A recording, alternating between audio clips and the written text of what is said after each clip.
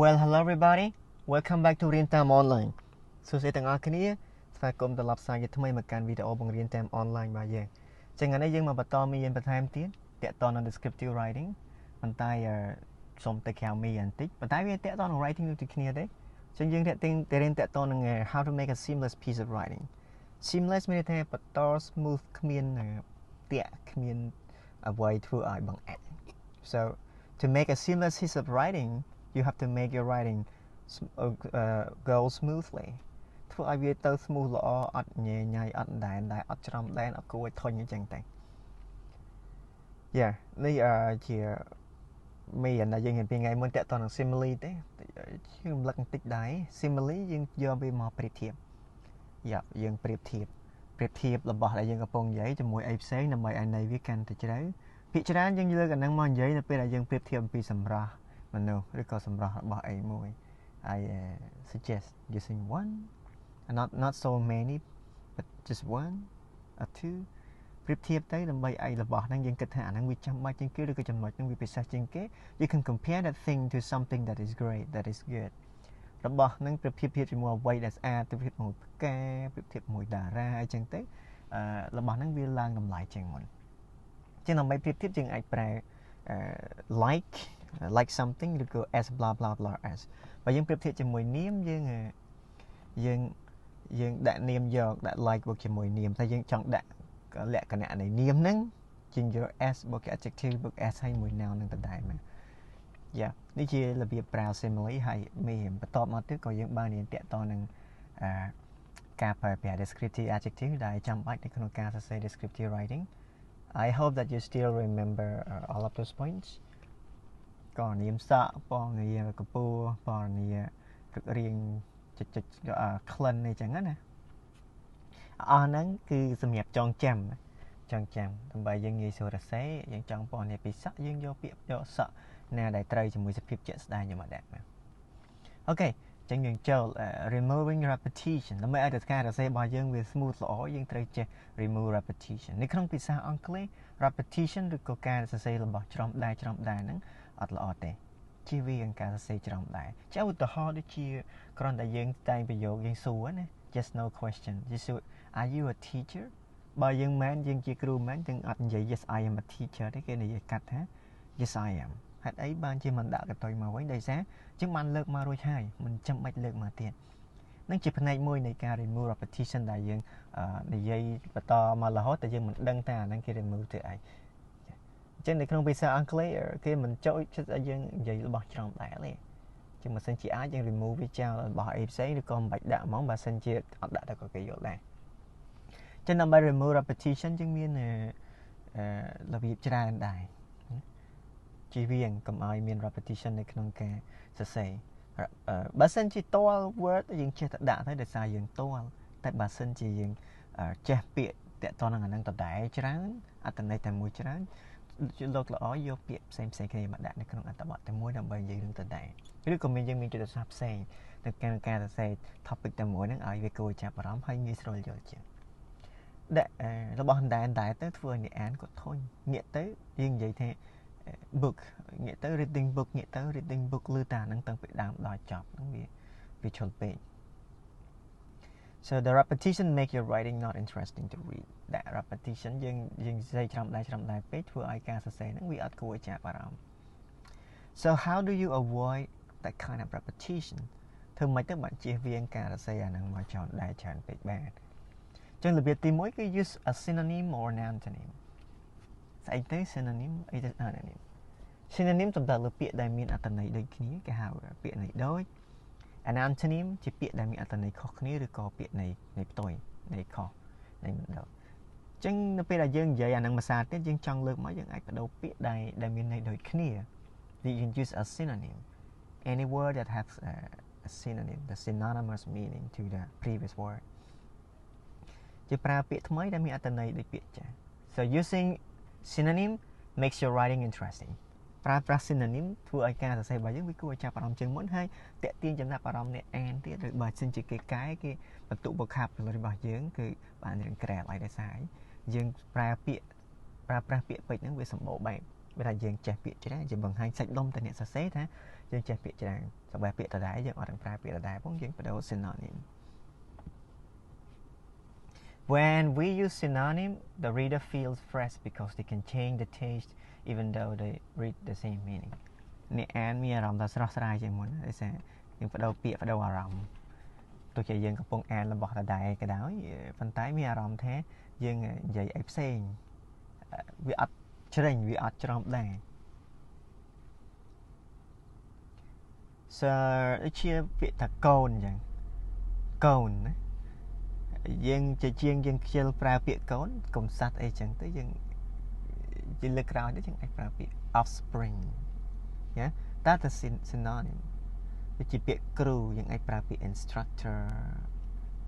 lecturer បើសិនជាគ្រូនៅអ្នកផ្សេងណាពាក្យ storybook យើងអាចប្រើ comics so we have a lot of words that have synonymous meanings នៅក្នុងភាសាអង់គ្លេសមានពាក្យជាច្រើនដែលមានន័យស្តៀងគ្នាតែក៏ដូចគ្នាអញ្ចឹងត្រូវចេះពាក្យច្រើនជាមួយណា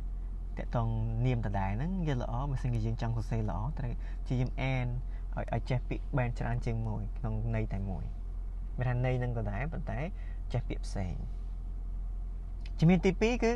replace use a pronoun to replace it ប្រើសព្វនាមដើម្បីជំនួសវាចេញតែម្ដងយើងអត់ចង់និយាយពាក្យនឹងដដែលទេយើងជំនួសវាចេញដោយដាក់ពាក្យផ្សេងដាក់ pronoun ដាក់សព្វនាមចូល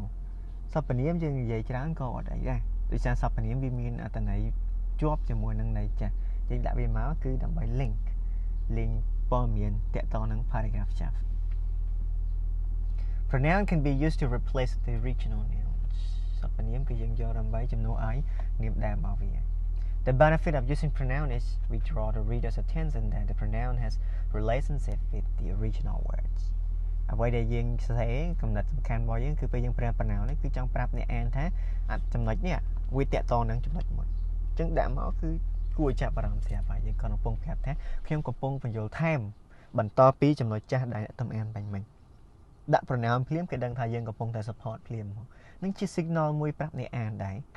ពេលយើងសរសេរយើងចេះត្រូវឲ្យ signal ឲ្យសញ្ញាដល់អ្នកអានថាយើងកំពុងសរសេរត្រង់ណាចំណុចថ្មីឬក៏ពណ៌នាចំណុចចាស់ឬក៏ឧទាហរណ៍ចេះប្រើ signal នឹងល្អការសរសេររបស់យើងគួរចាប់អារម្មណ៍ចាឧទាហរណ៍ Nara resembles an angel អានេះយើងប្រើលក្ខណៈ simile ប្រៀបធៀបជាមួយទេពអប្សរយ៉ាងណាតារារូបសម្រស់ដូចទេពអប្សរអញ្ចឹង She has permed hair ក៏មានសក់ You know perm ខ្ញុំមិនរៀនដូចសក់ដូចកូរ៉េណាមូណាដូច្នេះនៅក្នុងនេះគេប្រើដំបងរនាមដើមប្រយោគបន្ទាប់គេដាក់ pronoun she គ្រាន់តែឃើញភ្លាមទោះជាប្រយោគនឹងដាច់គ្នាក៏អត្ថន័យវាផ្សារភ្ជាប់ជាមួយប្រយោគចាស់ដែរអញ្ចឹងនឹងជាអត្ថប្រយោជន៍នៃការប្រើប្រាស់ pronoun ជាងឧទាហរណ៍ថាយើងលើកឈ្មោះ Nara មកវិញជាទូទៅបើយើងឃើញលើក noun ថ្មីមានន័យថាយើងកំពុងបញ្យល់ចំណុចផ្សេងវាអត់តាក់មកចាស់អ្នកអានអារម្មណ៍គេរៀងដាច់ជាងប្រើ pronoun អញ្ចឹងបើសិនជាអាចបើសរសេររឿងតដែលប្រើ pronoun មកព្យាយាមប្រើ pronoun ណាហើយកុំចេះតែប្រើពេលប្រើ pronoun ផ្ដើមប្រយោគគេអត់ប្រើទេយើងប្រើ noun ថ្មីមកដើម្បីឲ្យប្រាប់ឲ្យគេដឹងថាខ្ញុំកំពុងតែចូលចំណុចថ្មីតែយើងកំពុង support តប្រើ pronoun មកដើម្បីប្រាប់អ្នកអានថានេះជាចំណុច support អត្ថបទចាស់ឬក៏ចំណុចចាស់ដែលបានលើកខាងលើក្រៅពី pronoun យើងអាចប្រើ possessive adjectives possessive adjectives មិនមែនជា adjective ធម្មតាដែលគ្រាន់តែបង្ហាញអត្ថន័យឲ្យគុណនាមទេ possessive adjective គឺជា adjective ដែលប្រើប្រាស់ដើម្បីបង្ហាញថារបស់នឹងជាកម្មសិទ្ធិនៃរបស់អីមួយឬក៏នរណាម្នាក់ដែលយើងទើបនឹងលើករួចចឹងមានន័យថាគ្រាន់តែដាក់ possessive adjective អត្ថន័យរបស់វាគឺវាជាប់ជាមួយនឹងអាចាស់ដូចប្រើប្រាស់ pronoun ចឹងគ្រាន់តែ pronoun ជំនួសឲ្យ noun possessive adjective ជំនួសឲ្យ adjective ចឹងពេលយើងប្រើប្រាស់ possessive adjective គេអត់ស្អីជាសុំមែនទេដោយសារអីយើងផ្ដល់សញ្ញាគេយើងប្រើប្រាស់ហ្នឹងដើម្បីផ្ដល់សញ្ញាគេថាយើងកំពុងសរសេរបន្តតាក់ទងនឹងអាចាស់ចឹងប្រើវាអត់បញ្ហាជាយើងប្រើបានតែបើយើងប្រើ Nara's book Nara some this Nara that ដែលទៅធ្វើឲ្យអ្នកអានក៏ធុញតែបើយើងប្រើ possessive adjective អត់បញ្ហា So John is a very good father I forget it John is a very good father John ជាឪពុកដ៏ល្អម្នាក់ he always care about his family's well-being ឃើញទេ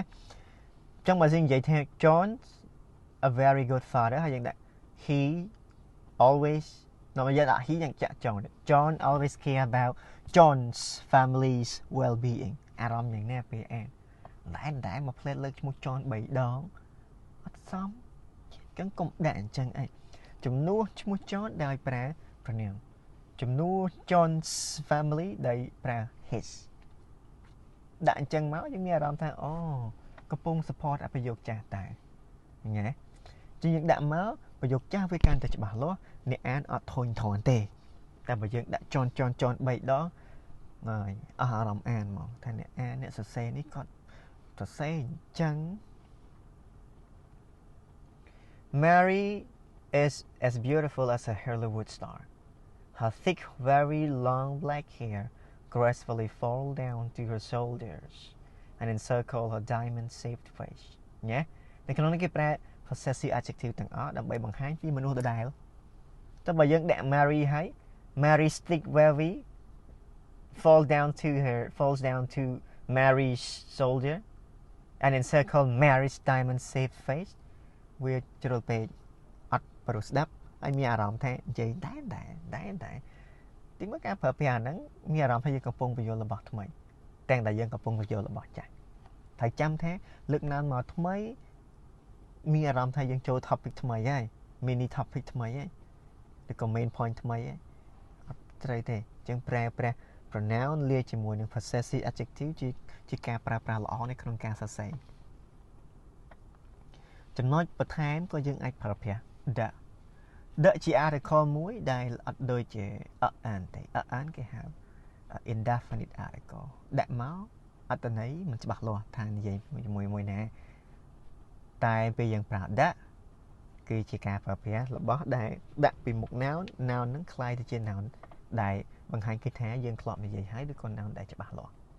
become specific clear អ្នកអានយើងគេដឹងហ្មងថាយើងកំពុងនិយាយអំពី noun នេះតែបើយើងដាក់ជាមួយ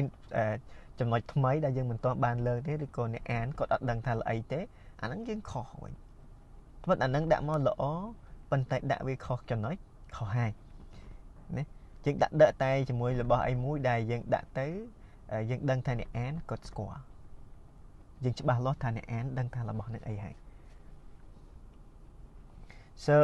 that shows that the word you are writing has already mentioned ជាបានលើកមិញហ្នឹងដាក់មកគឺបង្ហាញថាពាក្យដែលយើងសរសេរហ្នឹងបានលើកម្ដងហើយដូចជាប្រើប្រាស់ pronoun អញ្ចឹងគោលដៅវានៅក្នុងការប្រើប្រាស់ដឹងដោយប្រើ pronoun អញ្ចឹង using that makes reader knows the relationship between different sentences ប្រយោគដាច់គ្នាប៉ុន្តែដាក់ទៅគេដឹងថាអូជាប់មួយអាចារ្យដឹងតែជាប់ហើយលើកត្រង់ណាមួយមិនខាត using that allows you to repeat the noun and still avoid feeling of repetition ដាក់ធ្វើឲ្យយើងអាចប្រើប្រាស់ pronoun នឹងមួយសារទៀតបានប៉ុន្តែ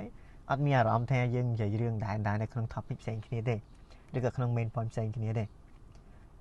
ហើយយើងដាក់ទៅដោយសារដាក់មកអ្នកអានគាត់ចង់ទៅលើអាចារ្យតែអូតពីអាចារ្យតែភាគច្រើនយើងដាក់នៅពេលដែល topic យើងរៀងឆ្ងាយពីគ្នាបន្តិចយើងបញ្យល់អាហ្នឹងហើយយើងមានការបញ្យល់ចំណុចហ្នឹងរៀងវែងហើយយើងចង់លើកអាហ្នឹងមកបន្តបន្ថែមទៀតយើងដាក់មកព្រោះ pronoun ដាក់បានតែនាមដាក់តែប្រយោគជាប់គ្នាទេដែលយើងប្រើ pronoun កាត់អញ្ចឹងយើងប្រើវានៅពេលដែលវានឹងឆ្ងាយពីចំណុចមុនទីថាយើងបន្តពីចំណុចហ្នឹងទៀតហើយចាំដាក់អាហ្នឹងពេលដែលប្រើប្រាស់ណាជាឧទាហរណ៍ Mr. John promised that he would come here. The moment he arrived, I felt shocked. លោក John សន្យាថាគាត់នឹងមកតែពេលដែលគាត់មកដល់ភ្លាមគឺខ្ញុំមានអារម្មណ៍ថាភ្ញាក់ផ្អើលតែម្ដងញ៉េអញ្ចឹងយើងឃើញដាក់ហ្នឹងយើងដឹងពេលនេះគាត់ដាក់មកដឹងមកដោយសារគាត់សន្យាថាគាត់មកដាក់ហ្នឹងគឺពេលដែលគាត់មកនឹងឯងចឹងទៅពេលដែលយើងដាក់តោះតែយើងច្បាស់លាស់ថានេះអានទៅដឹងថាពេលណាបើដាក់ទៅគេអត់ដឹងពេលណាផងអាហ្នឹងដាក់ខុសហើយ John carried 2 books. I was the one who bought the books he held. ញ៉ែលើកនេះគេនិយាយ tiện to năng books hay phải tỏ mà tới chừng đã the books bây giờ dân pra đã nắng cái đăng cho ba món thế bục nó cứ bị bục sập hơi pi các ba đã cho ban cảnh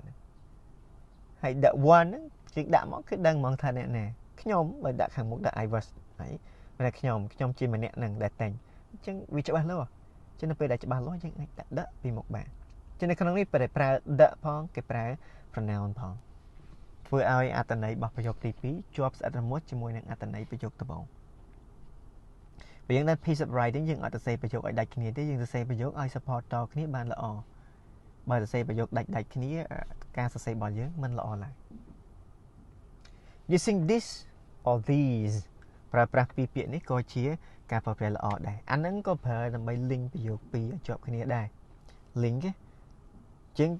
topic របស់យើងខាងលើយើងបានប្រាប់ថា seamless writing ការសរសេរដែល smooth ល្អអត់អញ្ញែញ៉ៃវាថាការតពីចំណុចមួយទៅចំណុចមួយយើងតវាបានល្អធ្វើឲ្យអ្នកអានដឹងថាអាហ្នឹងកំពុងតែសរសេរតមែនអត់ជាអានទៅ chunky មានថាកាត់អត់តាក់ទងគ្នាសោះដោយសារយើងអត់ចេះប្រើអស់ហ្នឹងតើយើងប្រើ this and these ទៀតអាពីរនេះក៏ប្រើដើម្បីភ្ជាប់ដែរគេយើងថានេះចំដៅលើអ្វីដែលយើងទៅលើកមិញហ្នឹងឯងUse this to represent the previous idea. យកនេះដើម្បី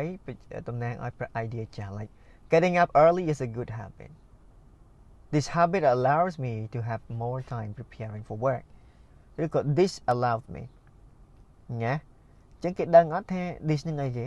ដឹងប្រយោគផ្ដាច់គ្នាមែនប៉ុន្តែដាក់មកគេដឹងហ្មងថា this សំដៅលើទម្លាប់ល្អរបស់គាត់នៃការងើបពីដេកលឿនហ្នឹងឯង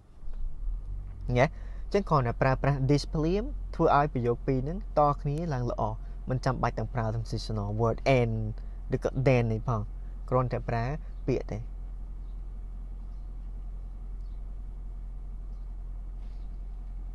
ចឹងក្បួនទាំងប៉ុន្មានដែលជាបានលើកខាងលើហ្នឹងទាំងការប្រើប្រាស់ pronoun ល្អមួយឯការប្រើប្រាស់ pronoun លើកវាម្ដងលើកទី2កំពុងតែបញ្យល់អានឹងដដែលដាក់ pronoun មួយបោកឬក៏ជាងប្រើប្រាស់ possessive adjective នៅពេលដែលយើងចង់បង្ហាញពីកម្មសិទ្ធិលើកនឹងម្ដងចង់និយាយពីរបស់មិនដែលជាកម្មសិទ្ធិរបស់គាត់ដាក់ possessive adjective his her មកបោកច្បាស់ចាស់និយាយគ្រាន់តែមើលដឹងថាយើងកំពុងបញ្យល់អាចាស់មកឃើញទេឬក៏ជាងប្រើប្រាស់ the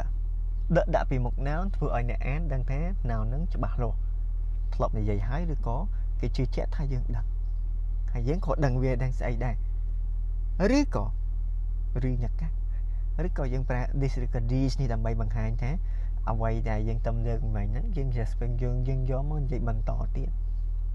ចឹងទាំងអស់ហ្នឹងនៅពេលដែលយើងដាក់ចូលមកធ្វើអត្ថបទយើងរបស់យើងវា smooth គឺប្រើពាក្យ seamless ត